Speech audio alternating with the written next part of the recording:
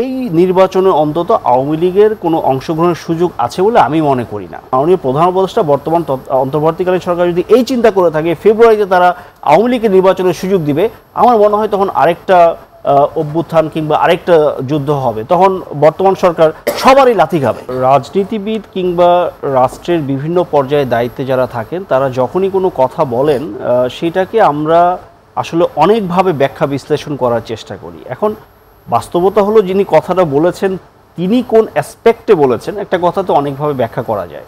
তো এই মুহূর্তে মানে আমি যদি মাঠের বাস্তবতা বলি, মানুষের পিপল পারসেপশনের কথা বলি, এই নির্বাচনে অন্তত আওয়ামী লীগের কোনো অংশগ্রহণের সুযোগ আছে বলে আমি মনে করি না।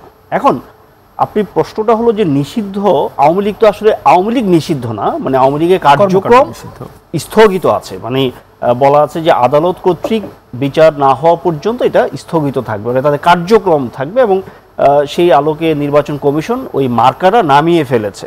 সো এখন সেই বিবেচনায় মানে উনি এই কথা তো রেটরিক ওয়েতে বলাই যায় যে যে কোনো সময় আসতে পারে। এখন যে কোনো সময়টা কতদিন, এটা কি এই ফেব্রুয়ারি নির্বাচনের আগে নাকি পরের সরকারের সময় বা কখন?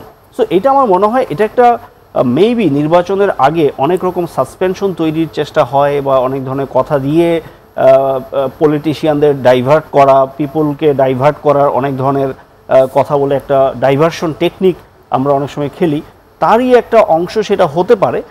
আর যদি মানে যেহেতু আমি বললাম যে উনি কোন অ্যাঙ্গেল থেকে বলেছেন অ্যাকসেপ্ট উনি ছাড়া আসলে কারো পক্ষে জানা সম্ভব না। বাস্তবতা হচ্ছে আওয়ামী লীগের এই নির্বাচনে অংশগ্রহণের সুযোগ আমি অন্তত দেখি না। দ্বিতীয় হচ্ছে উনি যদি সেই কাজটা করেও থাকেন, আমি কেন দেখছেন না কেন? কারণ হচ্ছে যে আওয়ামী লীগ এমন একটা অবস্থায় আছে এখন যে আগামী 6 মাসের মধ্যে রাজনীতিতে এসে তারা নির্বাচন করবে, এটা আওয়ামী লীগও চায় কিনা আমার সন্দেহ, মানে তাদের সেই চাওয়ার কোনো কারণ নাই। হ্যাঁ, তারা নির্বাচন ভণ্ডুল করার চেষ্টা করতে পারে, নির্বাচন যাতে না হয় সেই চেষ্টা করার অনেকগুলো যৌক্তিক কারণ আছে তাদের অ্যাসপেক্ট থেকে, কিন্তু নির্বাচনে এই মুহূর্তে ফেব্রুয়ারিতে নির্বাচন হবে, তার মানে ইউনূস সরকারের অধীনে তারা নির্বাচন করবে, এই বাস্তবতায় কোনোভাবে এটা যায় না। হ্যাঁ, আপনি যদি বলেন রিফাইন্ড আওয়ামী লীগ আসবে কিনা, মানে অন্য কোনো মানে আওয়ামী লীগের নামে অন্য কোনো ভার্সন আসবে কিনা, সেটা তর্ক সাপেক্ষ, সেটা হবে না, সেটা এখনই বলা যায় না। বাংলাদেশে বা রাজনীতিতে অনেক কিছু হয় আমরা সেটা জানি। তো রিফাইন্ড আওয়ামী লীগ কিংবা পরিশোধিত বা অন্য নামের কোনো আওয়ামী লীগ আসতে পারে সেটা আমি মানে উড়িয়ে দিচ্ছি না, কিন্তু শেখ হাসিনার আওয়ামী লীগের কোনো সুযোগ এই ফেব্রুয়ারিতে নির্বাচনে নাই, এটা আমি অন্তত আমার দিক থেকে আমি নিশ্চিত করে বলতে পারি। অনেকে বলছেন যে আন্তর্জাতিকভাবে যদি গ্রহণযোগ্য একটি নির্বাচন, দেখুন 2013 নির্বাচন আন্তর্জাতিকভাবে কি স্বীকৃতি পেয়েছিল, তারপর উনি 24 সাল পর্যন্ত চালিয়েছে, 18 নির্বাচন, 24 নির্বাচন, আন্তর্জাতিক গণতান্ত্রিক রাষ্ট্র। মানে কি প্রসেস কি ওই একই হচ্ছে? যেটা না, একই হচ্ছে না, বাট আমি বলছি যে একটা দলের অংশগ্রহণ না মানি এই নয় যে আপনি নির্বাচন ইনক্লুসিভ হবে না।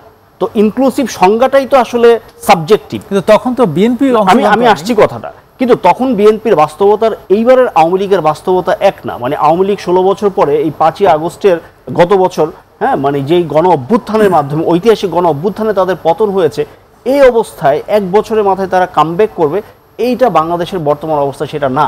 এখন ধরুন তাকে ছাড়া আওয়ামী লীগের ভোট আমি ধরে নিই যুক্তি খাতিরে 20%, 25% হয়, তো এখন তাদের কারণে নির্বাচন ইনক্লুসিভ হবে না, জনগণ ভোট দিবে না, এটা কিন্তু ঠিক না। সো জনগণের বড় একটা অংশ এখন তরুণ voter, Dhaka university, Jahangirnagar university, এগুলো যদি ইউনিভার্সিটি স্টুডেন্ট, বাট তারপরে একটা মোটামুটি একটা পারসেপশন যে মানুষ ভোট দেওয়ার জন্য কতটা মুখিয়ে আছে সেটা আমরা দেখেছি। সো আওয়ামী লীগ ছাড়া ইনক্লুসিভ নির্বাচন হবে না, এটা বেসিক্যালি যারা আওয়ামী লীগকে পুনর্বাসন করতে চায় কিংবা আওয়ামী লীগের প্রতি একটু সহানুভূতিশীল তারা এই কথাটা আওয়াজ দিচ্ছে। ইভেন আপনি ইন্ডিয়ার কথা বলেন, ইন্ডিয়া তারা বলছে যে ইনক্লুসিভ নির্বাচন চাই আমরা। তো 13 সালে তাদের পররাষ্ট্র সচিব এসে হোসেন মোহাম্মদ এরশাদকে বলছে যে আপনার নির্বাচন আসেন, নাহলে তো জামাত ক্ষমতাশালী হয়ে যাবে, তারা এই হবে সেই হবে। সাম্প্রতিক সময় কিন্তু আমরা দেখেছি একটা জরিপ প্রকাশ হয়েছে, সেখানে কিন্তু 18% মানুষ কিন্তু মিথ্যা 3 প্রকার, ঠিক আছে, তার মধ্যে একটা মিথ্যা হলো জরিপ বা পরিসংখ্যান। সো আপনি আজকে জরিপের কথা বলছেন, কালকে আবার আরেকটা জরিপ আসা যাবে যেখানে 99% জানা যে আওয়ামী লীগ নাই।